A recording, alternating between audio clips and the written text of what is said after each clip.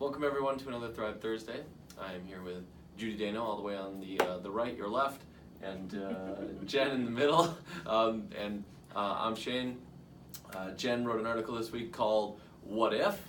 And so over the next 3.5 hours, we're going to detail every answer to every question that she wrote in the article. So buckle up. It's going to be great. No, but Jen. He's kidding. So give us a sense. What if? What inspired it? Well, that's it. Like exactly what you just said. Was sitting down and writing out every single possible answer. That's the right answer for every single person in the world, and it's going to work every time whenever you do it. That's BS. We know that to be true.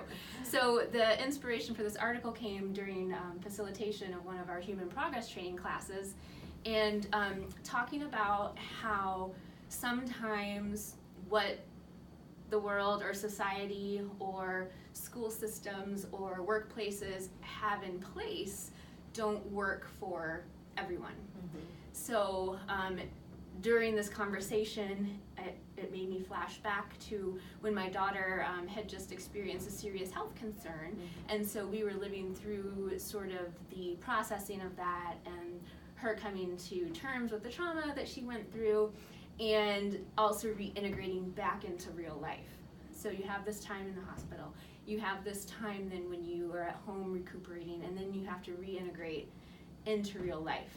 And I hadn't done as much work as I have done now around this subject, but I knew deep down inside, like I attached to it quickly, the feeling and thought that I shared with her school was that the work that she's doing right now is the most important work that she can be doing for herself. And it may not be academic, but it's exactly what she needs to be doing for how she is going to be in the world in her new normal. And so I don't know where that came from when I shared it with them, but it felt so true to me. And then flashing back to current time, a week or so ago during one of our classes, sharing this thought with the class that, you know, what if the most important work you're doing right now is on yourself? And so maybe you aren't integrating into the world the way that you're supposed to be. So it was just fun to sit down and come up with a list of what if questions. Like what if the way the world tells you you're supposed to go through schooling and graduate and get more education and get a job isn't your way? Mm-hmm. And so you're trying to stuff yourself into this, you know, it's the whole, the square peg in a round hole? Yeah. And is it serving you? And so that's where the article came from. Awesome. Yeah. Thank you. What, Judy? What's your experience with What If? So I feel like I'm a little bit of a rebel. Maybe not totally. I consider myself a rebel and a rule follower, so that's an interesting kind of duality. Yeah, duality. Exactly. I love that, the way you put that. So my what ifs come from kind of a broader perspective of thinking. I do kind of push against the norm a lot. Almost, I would say intentionally, but it's intentionally from just, you know what, because I've owned who I am, but there was a process in that. And so my ability to push against what I should, sometimes almost to a fault, is, you know, what other people say that I should do, it's kind of in my being now, because I've gotten so comfortable in who I am. And so that work that you're talking about is work that I've done, and it's not that I don't have moments in time where I still, you know, I have to kind of regroup and remember that I don't have to do it a certain way because somebody else is doing it that way. But I would say in the majority of the time, I do like to challenge things. So my what ifs come in the challenging piece of it. You know, like I'm challenging something. Well, what if I didn't have to do it that way? What if we could look at it a different way? What if,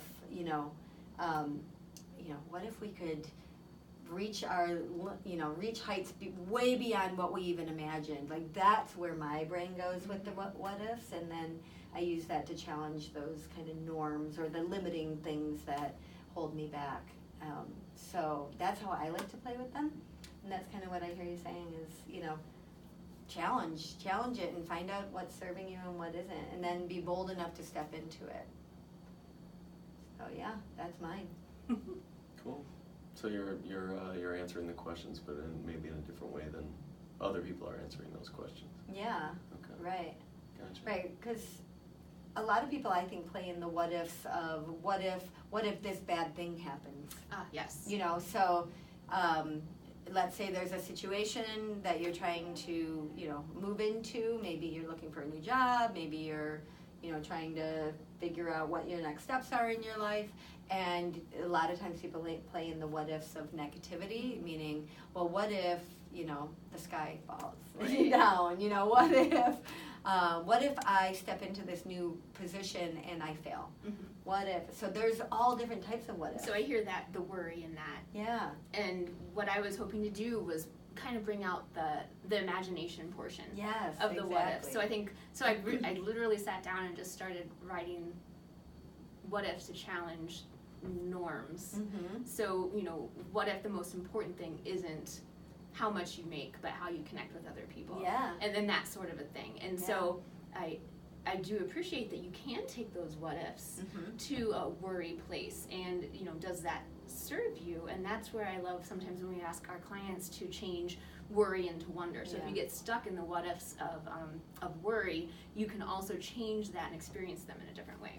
Yeah, one of our development principles is the powerful use of imagination. So if I'm imagining something, I can either be imagining it negatively or I can be imagining it positively and powerfully.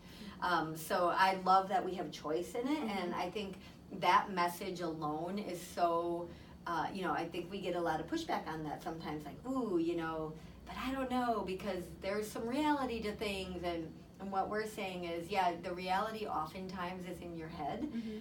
Oftentimes you're imagining things that are never going to happen. Right. And so you're experiencing it from that place. So again, going back to what your message is in the what ifs of use it powerfully, use it to imagine, really amazing things and envision things that maybe are, maybe don't feel like they're attainable, and then also challenge those things that are limiting you.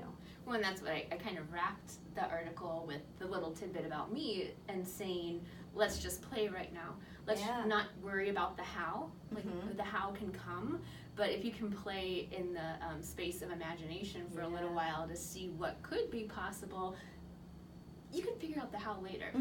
If you decide that that's where you want to head. Definitely. Well, cool. Well, thank you, ladies, very much. Thank you, Jen, for the article and the at least maybe disrupting some patterns that we might have out there with what ifs. We encourage you to share with us right now. What if are you dealing with right now? And maybe write both scenarios. Write a worryful scenario and a wonderful scenario. And yeah, we'd love to connect with you that way. So other than that, thank you so much for joining us. And we'll see you next week. Thanks. Thank you. Bye.